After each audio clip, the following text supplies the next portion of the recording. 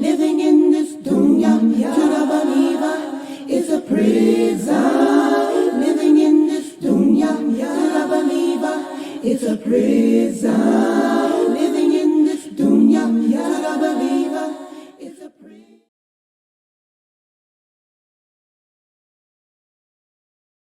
Ina alhamdulillah, wa salat wa salam ala wa rasulullah. I'd like to welcome everybody to the Sunnahfollowers Kids program. And this is the program that we have every Sunday, whereas we teach the kids how to live and maintain their Islamic identity. And also we end with a hadith for the week. And today we're going to speak about, the importance of applying our Islamic morals into our everyday lives. Even though there are a lot of people who belong to the religion of Islam, we still are a minority. You may find yourself the only Muslim in your school, or you may find yourself the only Muslim in your class. And the people are going to look at you differently because people don't really know about us. They don't understand our way of life. All they know is what they see on television. And remember, our Prophet sallallahu alaihi wasallam taught us that true dawah is from your actions. And as Muslims, we're supposed to stand out over the non-Muslims. We're supposed to be better than them in our behavior, better than them in our mannerisms, better than they in how we dress and everything else. So whenever you leave your home to go anywhere, you're giving dawah through your actions. Everyone's going to be watching you to see how you behave, how you react. That's why you want to make sure that you're dressed nicely, that you're clean, you're pleasant, you're covered the way Allah commanded. But you're showing the world that just because I'm a Muslim woman, that doesn't mean that I can't be beautiful, because that's one of Allah's names. Allah is beauty, and Allah loves beauty. So even though I'm covered and I'm dressed modestly, I'm still beautiful, okay? Just because I'm a Muslim man and I don't date and I don't play the hip hop game, that doesn't mean that I don't have swag. I got swag in a different way, So again, the world's going to be looking at us as Muslims when we leave our home. And we want to set a good example of our religion. And that's what today's class is all about. And let me put the PowerPoint up on the screen. And we're going to be studying and of course, we're studying from the book Dunya. This is a book written by one of my students, Brother Abdullah Kirk. And again, we're covering pages 146 through 151 in the book. Even though this is not a children's book, Islam appeals to anyone who has common sense. It doesn't matter. Anyone over the age of 6 can understand this religion. And the simple fact that the Sunnah follower kids have been learning from this book for the past year is proof of that. So we're going to speak tonight about Islamic ideals that we should apply into our personal lives that'll keep us balanced and also keep us productive in the sight of Allah. And when we speak about balance, remember, you don't want to be too religious, nor do you want to be negligent. We strike the balance. I'm a Muslim, but just because I'm Muslim does not mean that I cannot have fun. We do fun things too. I like the amusement part. I love roller coasters. Just because I'm Muslim, yes, I pray to my Lord 5 times a day, but I still, I like games too. I can play Zelda too. So our lives are balanced. There's a time for this and a time for that. There's a time for prayer and there's a time for fun. So that's what distinguishes us from the non-believers. So we're going to go over some ideals to apply into our lives that will keep us balanced and productive. Okay? And again, we already covered in this book how Muslims, as a Muslim, we face a lot of challenges because the people don't understand us. They don't understand our way of life. They only get this depiction of us from television. So we have to show them through our behavior. We talked about friendships, how we can have friendships, but we know when to do el-bara, to distance. When we're in school, we work as a group. If your teacher assigns you to do a group project, we'll participate. And I'll do my best to make sure we get an A. But once we leave school, you go your way and I go mine. Okay, even on the job, you work with your coworkers. You have each other's back on the job, but once we punch out, you go your way and I go mine. We help each other. And we also talked about how gender mixing, we don't mix with the opposite sex when we're, especially not if we're alone. Okay, so, but we've talked about how to deal with those issues and live in a non-Muslim society. And again, it doesn't matter how much you present yourself, many people will continue to be threatened by us because we are not the norm. Because the other kids do not stop what they're doing. When they're playing basketball, they don't stop to say, okay, let me go and take a 10-minute break and make a dawah and I'll come back.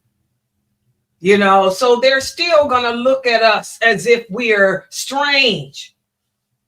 But we don't allow their ideas of us to cause us to deviate away from how Allah commands us to be. Remember, Allah tells us in the Quran, in the interpretation of the meaning, whoever submits their face to Allah and they are a doer of good, this is the person that has grasped the most trustworthy handhold. So as Muslims, we still submit to what Allah says. We don't allow society to dictate to us how to behave, how to act, how to be. We do what Allah commands us to do, and we try to set a new norm for society. Also, Allah tells us to have good manners with the non-Muslims. Remember, we talked about how Allah says in the interpretation of meaning, Allah does not forbid you from those who don't fight you because of your religion and who are not expelling you from your homes. He doesn't forbid us from being good towards them and acting justly towards them because Allah loves those who are just. You know, we treat people kindly. You know, if this person is not fighting us, the person is not ridiculing us, and we treat them with respect. We treat them with dignity, even though they're non-Muslim. So Allah reminds us that we should always, as Muslims, strive to be good and strive to be fair towards others, regardless of their beliefs, regardless of their background. Like we talked about last week, you go to school with the non-Muslims and say that there's a kid who chooses to be LGBTQ. We don't make fun of the kid. We don't beat the kid up, but we distance ourselves from them. But if the teacher tells you that you have to do a group project and that LGBTQ kid is part of the project, we still do the group project. We handle that kid on a business level. You know, I'm going to do my part, turn it in. He does his part, turn it in, and that's it. But we don't hang out at each other's houses or nothing. Okay, so, you know, we're not going to bully and beat people up because their way of life or their lifestyle is different than ours. So Allah is telling us in this verse, as long as they're not fighting against you, we don't fight against them. We treat them with dignity, even though they may be of a different lifestyle. Remember, the Prophet Muhammad sallallahu alaihi wasallam told us, he said, Islam began as something strange and it will go back to being something strange. So blessed be the strangers. What does that mean? That means we don't care what other people think about us. We don't care what other people say about us. We're going to maintain our Islamic identity. We're going to hold firm to our Islamic morals and not allow people to try to convince us to take off our hijabs or sell drugs or get a girlfriend, get a boyfriend, or any of that. And you're going to sometimes feel different because you are different. Sometimes you're going to feel like you're a stranger because the other kids are doing things that you don't do. But remember, you are the stranger. Anytime you live your life obeying Allah, even anytime you live your life doing what's good, that makes you a stranger. So we have to hold on to the teachings of Islam, even though you may be the only one in your school, the only one in your neighborhood living that way. But know that you are under the umbrella of protection from Allah, whereas those other kids are not. We have to hold on to those pillars of Islam. You know, we have to understand that there is no deity worthy of worship other than Allah. We have to follow the rules and guidelines that our Prophet Muhammad set forth for us. That includes doing wala wal bara, having allegiance to Allah, allegiance to the Prophet, allegiance to the believers, and disassociating from anyone or anything that's not a part of that umbrella. We have to perform our prayers. We have to perform our prayers. If you're at school, you know, you have to raise your hand and ask for permission to go to the restroom, to the bathroom. And then when you go to the bathroom or take your break to the bathroom, you have to perform your prayer at its time. Those 5 daily prayers keep us, you know, under the protection of Allah. So we have to stop what we're doing throughout the day to perform those obligations. And also we have to be charitable to others, help those who are in need. That kid in the classroom that might need some extra help, you know, the teacher asks you, can you help her? And you raise your hand and say, yes, I'll help her. And also we have to fast the month of Ramadan. You know, when Ramadan comes, it doesn't matter that the other kids are not fasting. We fast. We fast. When we go to school, you know, they offer you food to eat. No, thank you. I'm fasting for the sake of Allah. Allah loves those who are fast. Fasting has been enjoined upon us so to help us become righteous, better people. And when we can afford it, when we grow up, if we can afford to make Hajj, make Hajj. So as Muslims, we are called to follow those 5 pillars of Islam, regardless of the type of society we live in. And we don't allow society to come in between that. And in addition to those pillars, we have to also uphold our morals. Like we've been talking about. No edibles. The other kids are eating gummy edibles to get high off of. We don't get high. I don't need an edible. You want to call me a square? You want to call me names because I don't do drugs? So what? I'm not going to eat your edibles. I cover up. I wear hijab. I wear a abaya. I'm not going to get naked like you girls are. Okay. Remember, you know, this is dawah. How do we give dawah? Through our actions. And when the other kids see that you're different from them, that you are upholding your morals and principles, they're going to want to be like you. You'll be surprised how many kids will be wanting to be like you because you're strong. Listen to what Allah says and the interpretation of the meaning. Who is better in speech than the person who invites to Allah and does good deeds and says, indeed, I am of the Muslims. That's what you are. My behavior is better than yours. I don't need an edible. I don't need marijuana. I don't need a boyfriend to feel good about myself. I don't have to take off my hijab and be naked to feel good about myself. I am one of those who submits to Allah. I am Muslim. That's what you say to the other kids. Okay? So it's all about not just saying that you're a Muslim, but actually being one, living it, practicing it. You don't want to be like a lot of these adults. There's a lot of adults who have Arabic names. And if you ask them if they're Muslim, they'll say, oh yeah, I'm Muslim, but I'm not practicing. Well, then you're not a Muslim. Muslim is an Arabic word that means submit. Submit, I am one who submits to what Allah says. How can you be a Muslim if you're not living your life the way he commanded? So you don't want to be like that. You want to be Muslim in action, in deed, and in name. Does everybody understand that?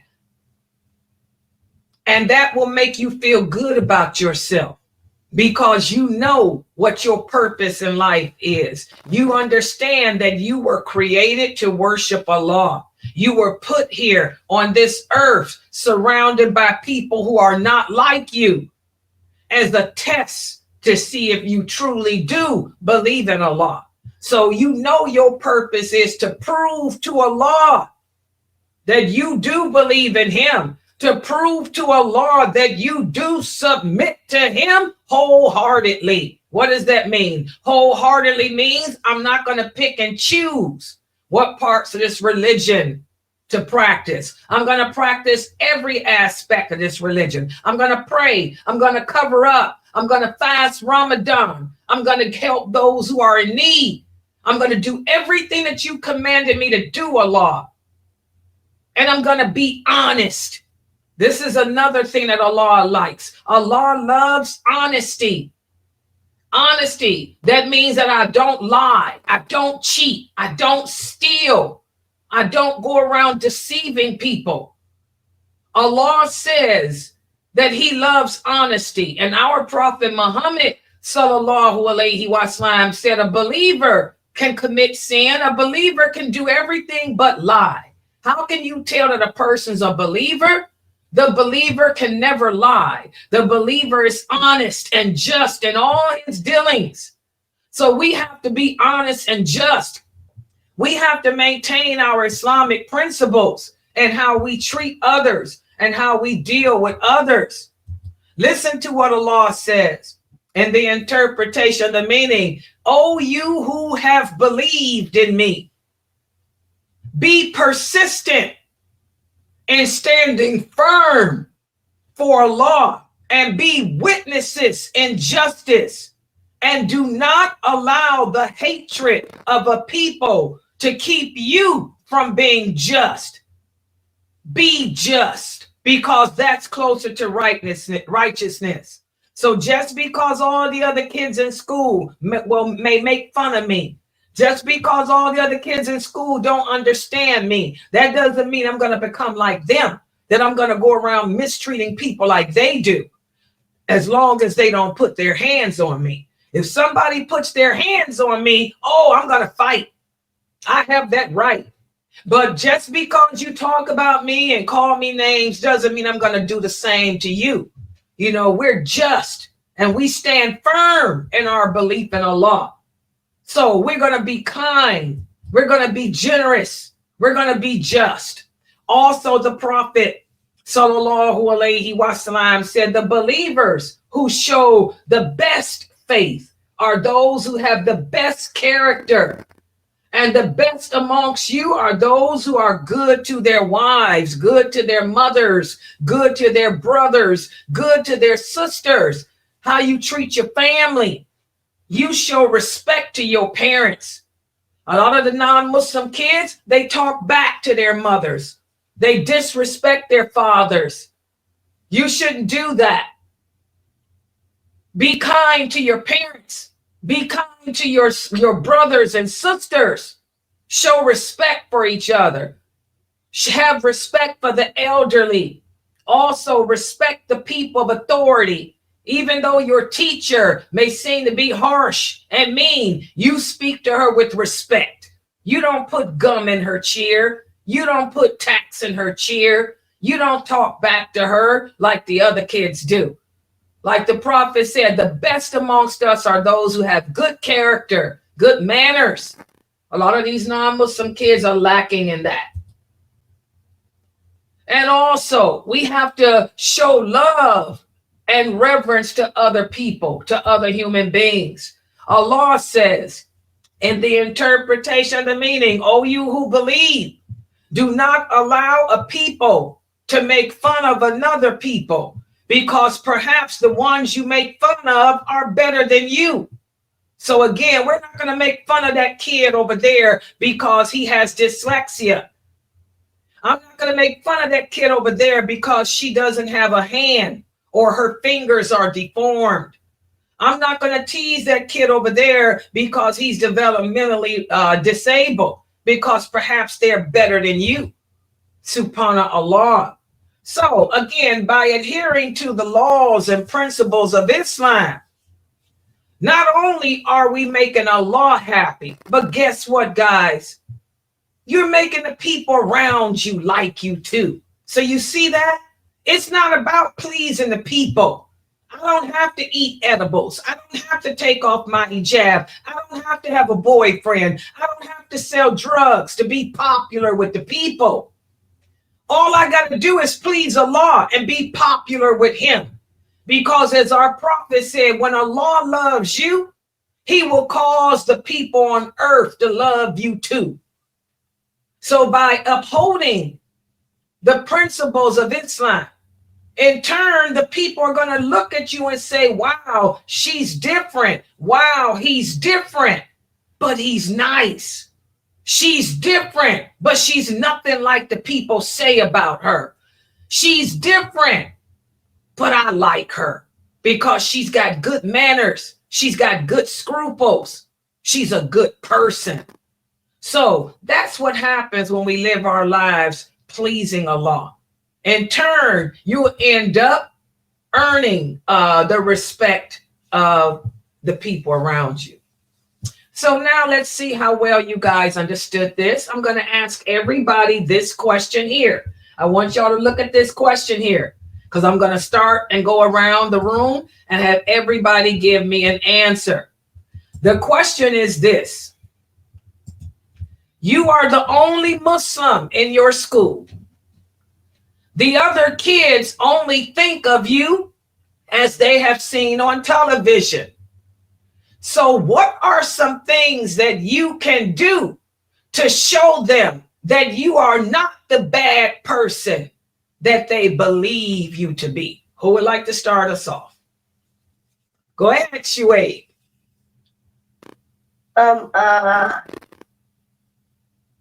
When you're in the classroom, don't like scream.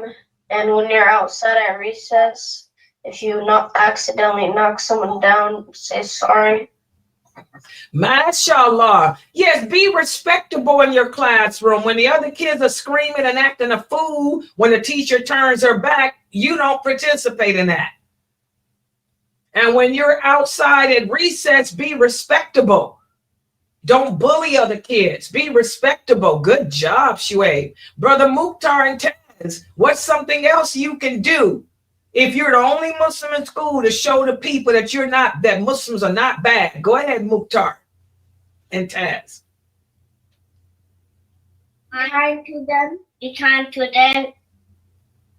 Stop. Good job. Y'all hear that? Be kind to them. Give me an example of how you can be kind to someone. Say that there's a kid in your class. He forgot to bring his lunch to school. How would you show kindness to him? Share your food. MashaAllah. They sound so cute. They grew up. Exactly. Y'all hear what he said? Share your lunch with them. Share your lunch. You see that kid sitting over there. He doesn't have anything to eat because he forgot his lunch. So you go to him and say, "Hi, would you like to share? You would like to try some Somali food? Let me introduce you to this new dish. It's Somali." And the kid might like it, which I know he will like it. So you're going to share. You're not only sharing, but you're also teaching them something about another culture, about your culture. The culture of Islam is sharing, and your culture of food. MashaAllah, I like the answer. Sister Anaya, what's something else you can do that will change the kids in your school's opinion of you? Go ahead, Anaya. Not be mean. Yeah, not be mean to them. All the kids are making fun of the kid that rides the special ed bus. There's a kid that rides the special ed bus and they tease her. So what do when you see the other kids teasing her because she rides the special ed bus? What do? Anaya, you gonna tease her too? No. That's right. You don't tease her. You tell the people that's not nice. That's not nice. Would you want somebody teasing you if you were on the special ed bus? Good job, Anaya. Okay, Brother Corday, what's something that you can do that will show the non-Muslims that you are not the bad person that they think Muslims are? Go ahead, Corday. You can show them that you're not a bad person by being a leader and not a follower. Whoa, that's real important. A lot of the kids want to be followers, but no, you're a leader. I'm not going to follow you and make fun of that special ed kid. I'm going to stand up and be a leader and show you that it's not a polite thing to do. I'm going to say no to drugs. When they bring those edible gummies to school and everybody is eating them, I'm going to be the first to stand up and say no, and don't bring those edibles around me. I'm going to be a leader and say no. A good job, Corday. Sister Amalia, what's something that you can do to show the people that you're not the bad person that they think you are? When they need help, you can just go over them and say, "What do you need help with?" Oh, yeah, good job. There's a lot of kids that can't read. Y'all see it with your parents here. A lot of your parents have a hard time understanding the meaning of words. They old. Well, some of the kids have a hard time understanding too. But alhamdulillah, because you believe in Allah and you come to Sister Layla's classes, and Layla's going to make you use a dictionary. So you know the meaning of a lot of these words. So you see a kid struggling in school, you go over and help her. You say, "Hey, I'll help you. Let me show you how to use the dictionary." And then you help that kid. MashaAllah. You see a kid struggling with math. They can't add and subtract correctly. You ask the teacher, "Can I help her?" The teacher says yes. So you go over and help that kid. Good job, Amalia. Okay, Elma's kid, what's something else you can do to show the kids that you're not the bad person that they think you are? Go ahead.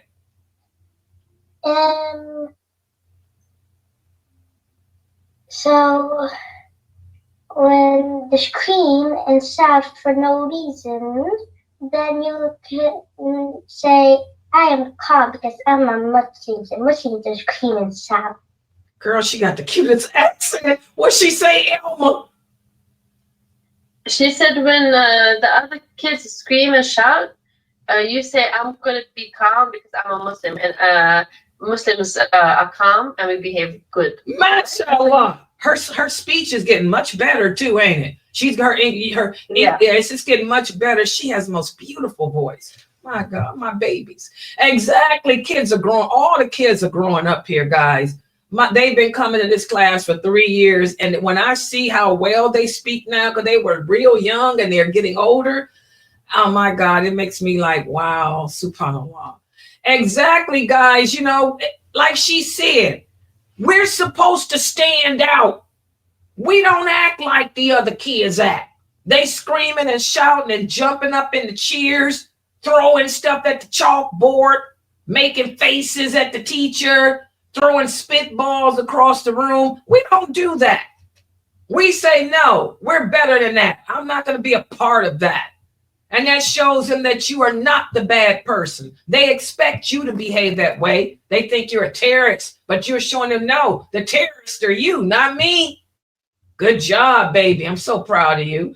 Sister Noura, mashallah. Sister Noura from Morocco is here. She's all the way in Morocco. Sister Noura, what's something that you can do to show the other kids that you're not the terrorist, you're not the bad person that they think you are because you're Muslim? Having good manners. Give me some examples of good manners. Being kind to the other students and listening to the teacher. Exactly. You got a slight accent too, Noura. You know that? You speak Arabic too? A little bit. I can tell. I hear an accent in there. Mm-hmm. And what part of Morocco? You say, are you in Casablanca? I live in America. Yeah, but what part of Morocco are you from? I'm not sure. Okay, you have an accent. Y'all hear her little accent? You sound so cute. Exactly, guys. You know, we have to do the opposite. They expect us to yell and scream and curse and talk back. Do the opposite. I'm polite. I am not going to speak out of turn. I'm going to raise my hand for the teacher to call upon me. And if the teacher talks to me in a harsh way, I'm not going to call her old baggy lady like the other kids do. I'm going to just, you know, say, well, to myself, she's got problems, but I'm not going to disrespect her. And this is a big problem today in America. A lot of the teachers are disrespected. They're afraid to teach. They love to teach, but they're afraid to teach in some of the schools because of the schools have a bad rap because the children pull out guns, pull out knives, or the kids are trying to fight the teachers. Even a school bus driver. You know, a lot of people don't want to drive the school buses, even though the school buses pay good money. Why they can't never keep anybody? Because the kids are so disrespectful. The kids will beat you up, challenge you as an adult. So that's why you want to be different than that. You want to stand up for justice, not be a part of injustice. Sister Sabrina, what's something you can do to show the people that you're not a bad person? Well, because they think that you're a bad person, why don't you like ask them like, what's something that I did wrong for you to think that I'm a terrible person? And if they explain something, then you can be like, well, okay, then I can change that. But if they don't explain anything, then you can be like, so why do you think I'm a bad person? Exactly. Y'all see the intelligence there? Confront them. Just ask them, what you don't even know me. Why do you think that I'm a terrorist? Why do you think that I'm bad? Have I ever treated you in a bad way? Have you ever seen me behave like a terrorist? No. Okay. So, you know, the reality, bring them to reality. Let them see that I've never done any harm to you. You know, confront them. Why would you think this way about me just out the blue? And that'll make them see, wow, she's right. Maybe we are being misled. That's also the sign of a leader. A leader will cause you to confront the reality. A leader, a true leader in life will cause you to look at the obvious and not get caught up in the unobvious. Good job, Sabrina. I'm so proud of you, baby.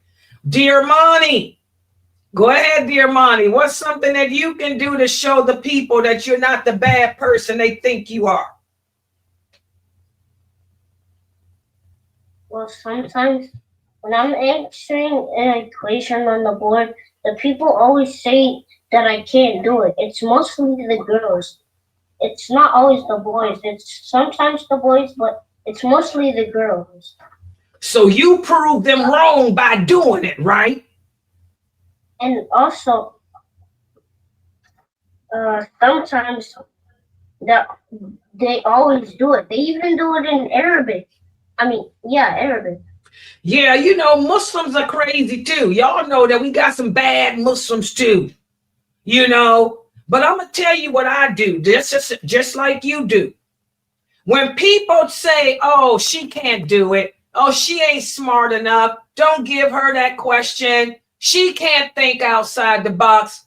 I love to prove them wrong. You guys know what my saying is. I'm going to make you wear egg. Always prove them wrong. Oh, I can do it. Let me show you how well I can do it. I like that. You know, challenge me, call me out. I can do anything that I want to do. I want y'all to remember, as Muslims, the simple fact that you believe in Allah, the simple fact that you are praying your prayers every day and wearing your hijab, respecting your parents, you are doing everything Allah commanded you to do. You have the angels of mercy around you. And there ain't nothing on this planet that you can't do. If you wanted to fly, you could fly too. And that's what I've always said and still say, even though I'm half dead. I still tell people I can do anything I want to do, even fly. I taught myself how to run an IRC server. I taught myself how to code, how to make videos, how to design a website. My degree ain't in that. My degree is in communication. But if I put my mind to it, I taught myself how to stream. I can do anything that I want to do. And I want y'all to remember that. Because you're Muslim, because you're different, the world is yours. You can do anything you want to do. Just ask Allah, call upon him for help, and he will guide you to do it. So when the kids do that, especially the girls, because the girls like to make fun of people because they probably like you anyway, but that's another topic. But when the girls say, oh, he can't do it, you just smile and say, I'll take it, teacher. I'm going to show you I can do it. And then you make dua. You say, oh Allah. You say, inna lillahi wa inna ilayhi rajiun. And you say, oh Allah, guide me to solve this problem. And then you go to that board and you solve it. That's how you deal with people like that. I've been dealing with people like that all my life, still dealing with them. You hear me on here. I'm always having to check those men. It's always the men that harass me.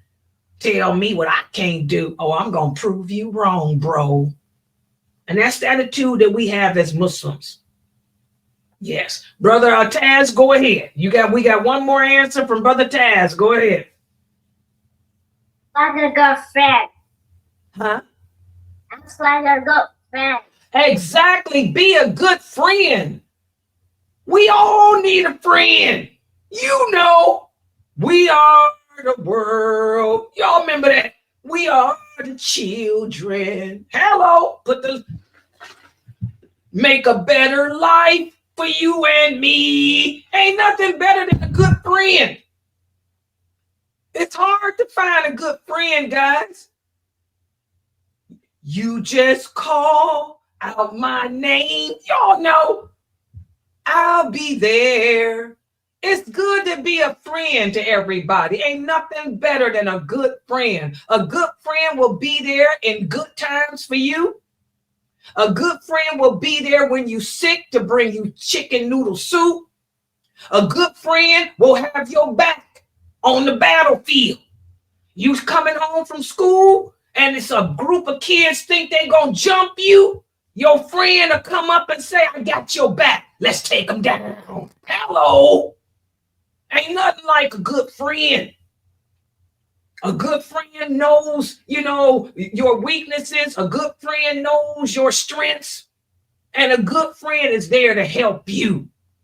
You know, the Prophet Muhammad, Who was his best friend? Does anybody know who the Prophet Muhammad's best friend was?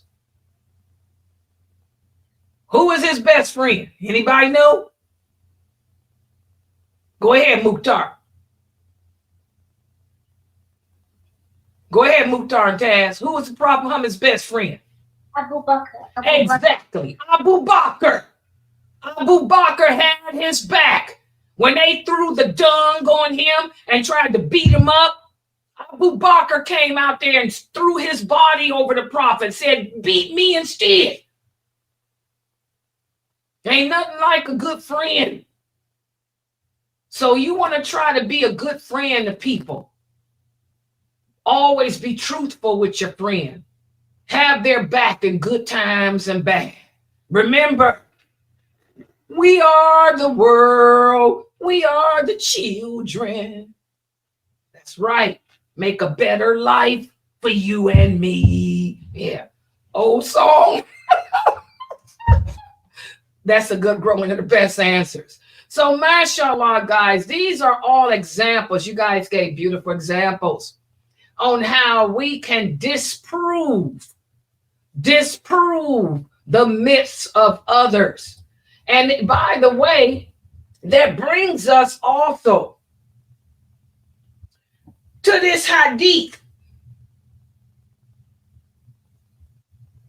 Hadith number 58 from the book 55 hadiths. Yes, Sheikh Atlee put more than 55 hadiths in here by Sheikh Muhammad Saeed Atlee. We have to remember, guys, the Prophet Muhammad sallallahu alaihi wasallam said, never forget the destroyer of pleasure.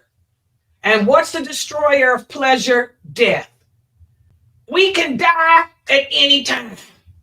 You can be riding your bike and all of a sudden, somebody just comes out of nowhere, knock you over, you fly up in the air, land on your head, bam, lights out, party over.